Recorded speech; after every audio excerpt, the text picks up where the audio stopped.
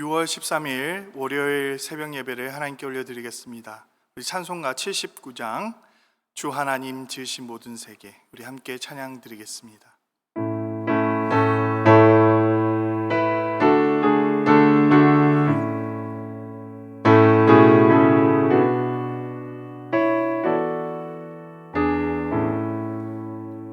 주 하나님 지으신 모든 세계, 내 마음 속에 그리워 볼 때 하늘의 별 울려 퍼지는 뇌성, 주님의 권능 우주에 찬네. 주님의 높고 위대하심을 내 영혼이 찬양하네. 주님의 높고 위대하심을 내 영혼이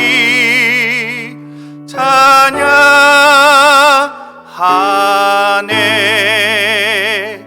숲속이나 험한 산 골짜기에서 지저귀는 저 새소리들과 고요하게 흐르는 시냇물을 주님의 솜씨 노래하도다. 주님의 높고 위대하심을 내 영혼이 찬양하네. 주님의 높고 위대하심을 내 영혼이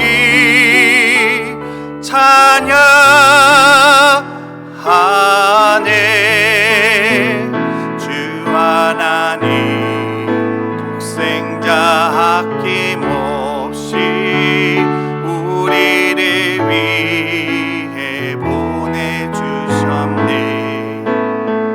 십자가에 피 흘려 죽으신 주, 내 모든 죄를 대속하셨네. 주님의 높고 위대하심을 내 영혼이 찬양하네. 주님의 높고 위대하심을 내 영혼이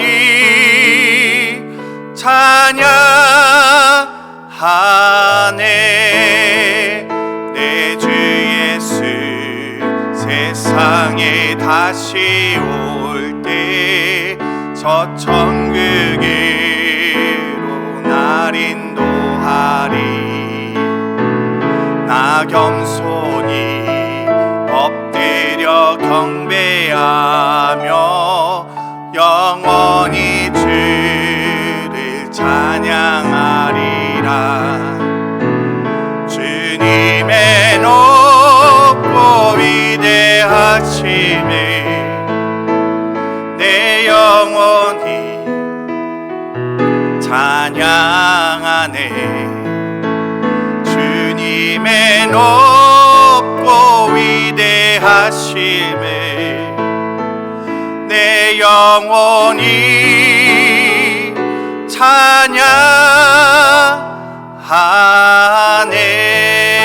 찬양하네. 아멘. 우리 시간 함께 하나님 말씀 보도록 하겠습니다. 오늘 저에게 주신 말씀은 시편 146편 1절에서 16절까지 말씀입니다. 우리 함께 한 목소리로 읽도록 하겠습니다. 할렐루야. 내 영혼아 여호와를 찬양하라. 나의 생전에 여호와를 찬양하며 나의 평생에 내 하나님을 찬송하리로다. 귀인들을 의지하지 말며 도울 힘이 없는 인생도 의지하지 말지니 그의 호흡이 끊어지면 흙으로 돌아가서 그날에 그의 생각이 소멸하리로다. 야곱의 하나님을 자기의 도움으로 삼으며 여호와 자기 하나님에게 자기의 소망을 두는 자는 복이 있도다. 여호와는 천지와 바다와 그 중에 만물을 지으시며 영원히 진실함을 지키시며 억눌린 사람을 위해 정의로 심판하시며 줄인 자들에게 먹을 것을 주시는 이시로다. 여호와께서는 갇힌 자에게 자유를 주시는도다. 여호와께서는 맥인들의 눈을 여시며 여호와께서는 비굴한 자들을 일으키시며 여호와께서는 의인들을 사랑하시며 여호와께서는 나그네를 보호하시며 고아와 가부를 붙드시고 악인들의 길을 굽게 하시는도다. 시온아, 여호와는 영원히 다스리시고 내 하나님은 대대로 통치하시리로다. 할렐루야. 아멘. 오늘 말씀부터 시편 마지막 말씀인 150편까지를 할렐루야 시라고 그렇게 부릅니다. 형식을 보면 처음과 마지막 그 단어에 할렐루야가 들어가 있습니다. 이 할렐루야 시는 총 세 부분으로 시편에는 이루어져 있습니다. 146편에서 150편 이 사이가 마지막 할렐루야 시의 부분입니다. 오늘 시편의 표제는 정확하게 없습니다. 그래서 이 시가 언제 기록되었는지, 누구에 의해서 기록되었는지 우리가 정확하게 알 수는 없습니다. 하지만 70인역을 보면 학개와 스가랴의 시로 그렇게 표현하고 있습니다. 즉 이 말은 포로기 이후 이 시가 지어졌을 가능성이 높다는 거죠. 할렐루야에서 이 할랄은 빛나다, 비추다라는 뜻을 가지고 있습니다. 그 의미를 더 확장해 보면 자랑스럽게 여기다, 그리고 자랑하다, 높이다라는 그러한 뜻을 가지고 있습니다. 할렐루가 되면 명령형이 되어지는 것입니다. 그러니까 높이라 이런 뜻이 되는 거죠. 여기에 야훼의 축약형인 야가 합쳐짐으로 할렐루야라는 단어가 만들어진 것입니다. 즉 하나님을 높여라, 하나님을 자랑하라 이런 뜻이 되는 것입니다. 근데 이 단어가 헬라어로 번역이 되게 되면 이 히읗 발음이 약해져서 알렐루야가 되는 것입니다. 그래서 찬양곡을 보면 어떨 때는 할렐루야 이렇게 부르기도 하지만 어떨 때는 알렐루야 이렇게 하기도 하는 것이죠. 중요한 것은 하나님을 높이고 하나님을 찬양하라 라는 것입니다. 외부의 강사 목사님이 오실 때면 종종 우리는 할렐루야로 맞읍시다 이런 이야기를 합니다. 이것을 영어로 번역하면 Praise the Lord 이렇게 되는 것이죠. 그래서 아프리카 아메리칸 처치에 가면 목사님들이 종종 흥에 겨워서 그렇게 고백을 하곤 합니다. 그러면 하나님을 찬양하는 일은 이렇게 예배 시간에 하나님께 하나님을 높여드리는 그것만 사용하는 것인가요? 특별한 강사님들이 오실 때만 우리가 이렇게 할렐루야 하나님을 찬양하라 이렇게 이야기하는 것일까요? 당연히 아니겠죠. 시인은 하나님을 언제 찬양하라고 합니까? 2절을 보면 시인은 나의 생전에 그리고 나의 평생에 하나님을 찬양하라 라고 그렇게 이야기하고 있습니다. 어떤 특별한 순간에만 하나님을 찬양하는 것이 아니라 우리의 생의 모든 순간에 하나님을 찬양하라 그렇게 이야기하고 있는 것입니다. 어느 날은 하나님을 높여드리고 또 어느 날은 하나님을 찬양하지 않고 그렇게 해서는 안 된다는 것이죠. 우리의 생명이 시작하여 우리의 삶이 있는 순간, 우리가 숨을 쉬고 있는 모든 순간까지 하나님을 찬양해야 하는 것입니다. 그러면 흥얼흥얼 24시간 그렇게 찬양하면 되는 것일까요? 시인이 이야기하는 그 평생에라는 단어가 정말 평생토록 노래를 끊이지 않고 부르는 그것을 의미하는 것은 아닐 것입니다. 그것은 찬양이란 단어를 너무나 좁게 해석하는 것입니다. 앞서 우리가 할렐루야를 해석하며 원래의 뜻이 높이다라는 것을 보았습니다. 사실 찬양은 노래라는 의미가 먼저가 아니라 하나님을 높이는 것이 먼저인 것입니다. 그러기에 찬양한다는 것은 하나님을 높여드리는 행위입니다. 따라서 시인이 말하는 평생에 하나님을 찬송하라는 것은 우리의 삶의 모든 부분에서 하나님을 높여드려야 한다는 것입니다. 로버트 뱅크스라는 학자가 쓴 1세기 그리스도인의 하루라는 그러한 책이 있습니다. 굉장히 작은 소책자인데요, 로마의 한 회심한 평범한 사람의 일상을 담고 있습니다. 그런데 당시 상황에서 그리스도인으로 살아간다는 것은 매 순간 도전이라는 것을 우리에게 보여줍니다. 주인공 푸블리우스는 일상의 모든 삶에서 어떻게 하면 하나님을 높여드릴 수 있을까, 하나님께 영광 돌릴 수 있을까 하는 그러한 마음을 가지고 살아갑니다. 그런데 당시의 삶을 보면 그렇게 살 수밖에 없습니다. 한 사람의 그리스도인으로 살아간다는 것은 매 순간 하나님을 높여드리는 것을 생각할 수밖에 없다는 것이죠. 당시 상황을 보면 이렇습니다. 하나님을 전혀 알지 못하는 그 주변의 사람들과 대화하는 그 순간에도 그는 하나님을 높여드리기 위해서 마음을 갖습니다. 목욕탕에서 친구들과 함께 이야기할 때 당시의 남성이 여성을 어떻게 인식하고 있는지, 그 상황 가운데 그리스도인이 어떻게 대답을 해야 하는지를 고민하는 모습이 나옵니다. 노예인 사람들을 가족으로 대하려고 합니다. 다른 사람들의 눈치를 봐야 하는 상황들이죠. 노예들 역시 마찬가지입니다. 주인과 함께 한 식탁에서 먹으라고 하지만 불편한 것입니다. 그러한 것을 고민하는 이 주인공의 모습이 그곳에 담겨져 있습니다. 친구가 저녁 초대를 했는데 우상에게 바친 고기를 가져오는 것입니다. 이것을 먹어야 할지 말아야 할지 여러 가지 고민들을 하고 있는 것을 우리는 그 책을 통해서 보게 됩니다. 자녀의 교육을 시키는 것 역시 마찬가지입니다. 로마 그 당시에 있는 그 문화 가운데 어떻게 자녀를 교육해야 할까 하는 그러한 고민을 주인공은 하고 있습니다. 너무나 일상적인 생활이지만 모든 것이 도전일 수밖에 없는 당시의 삶, 여러분 사실은 그것이 우리의 삶이 되어야 합니다. 우리가 살아가는 매 순간 어떻게 하나님을 높여드릴 수 있을까, 우리의 삶의 문화 가운데서 어떻게 하나님을 찬양할 수 있을까, 그것을 고민하는 것이 바로 그리스도인의 삶이 되어야 한다는 것이죠. 바로 그러한 것을 우리에게 단편적으로 보여주는 것이 그 책인 것 같습니다.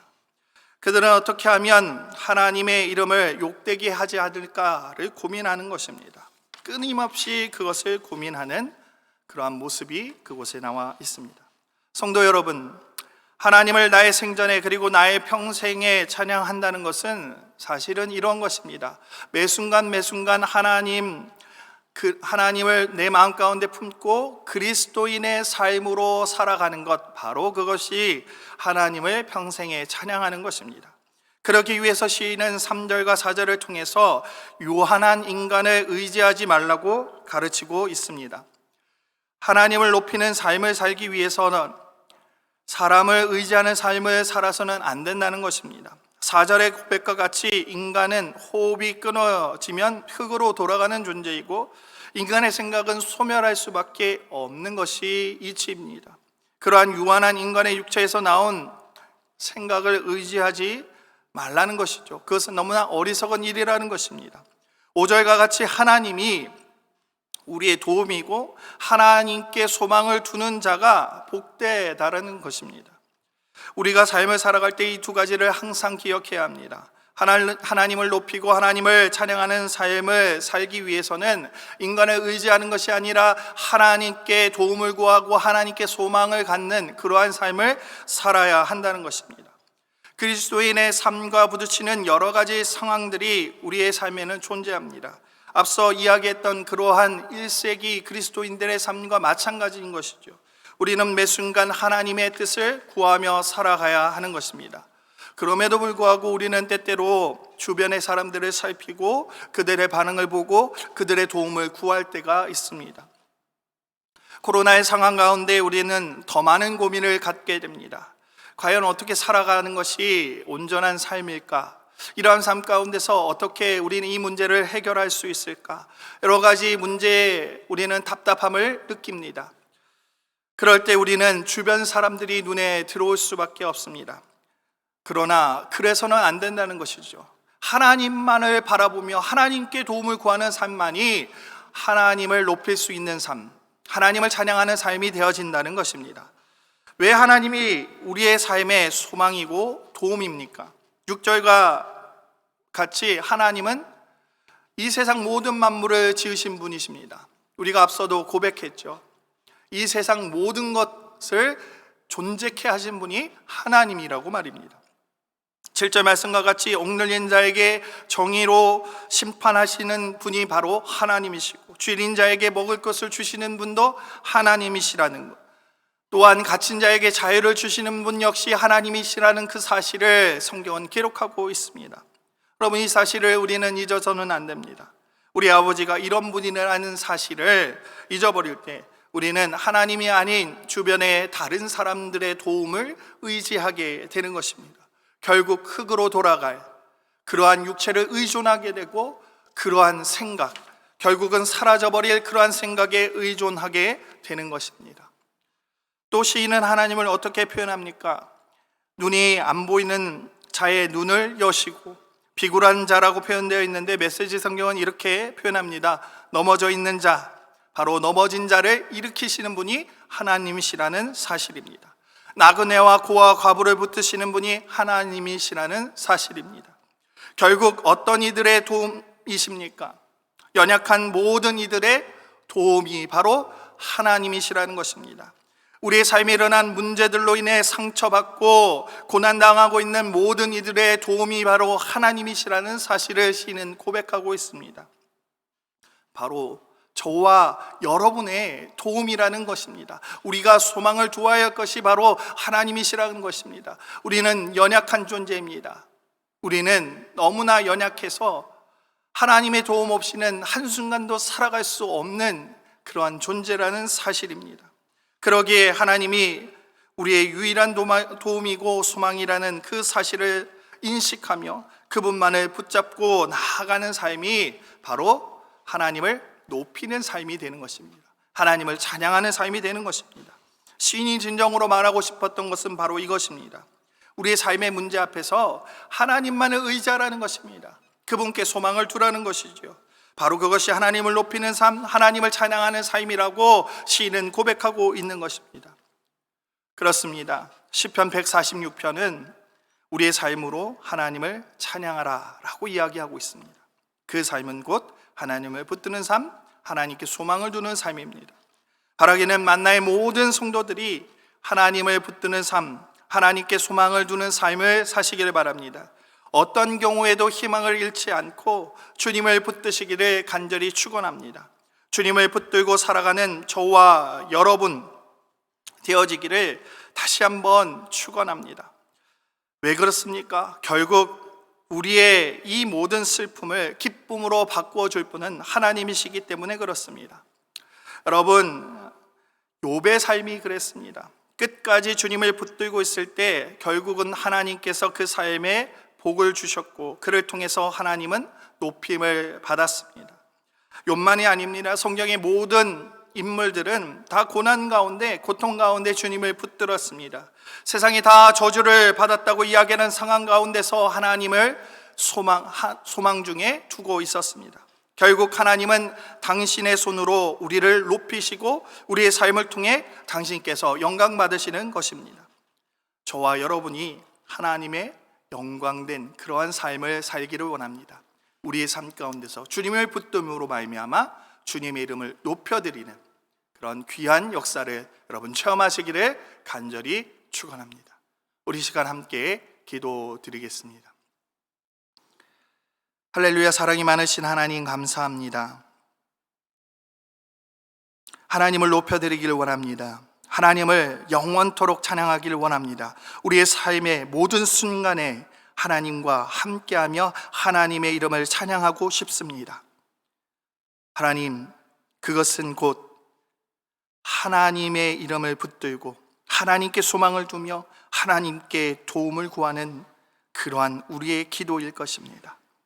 주님, 언제나 주님께 소망을 두며 언제나 주님만 바라볼 수 있는 모든 만나의 식구들 되어질 수 있도록 주님 축복하여 주시옵소서. 그리하여 하나님, 우리의 삶을 정말 복된 삶으로 주님 만들어 주시고 우리의 삶을 통해 하나님 영광받아 주시옵소서. 감사합니다. 하나님, 이 코로나로 인해서 고통받고 있는 모든 이들에게 주님 함께하여 주시고 그들의 삶의 끈을 놓지 않게 하시며 오직 주님을 붙들고 살아가게 하옵소서. 감사합니다. 영광 받으실 우리 주 예수 그리스도의 이름으로 감사하며 기도 올리옵나이다. 아멘. 우리 함께 기도의 제목을 가지고 기도하도록 하겠습니다.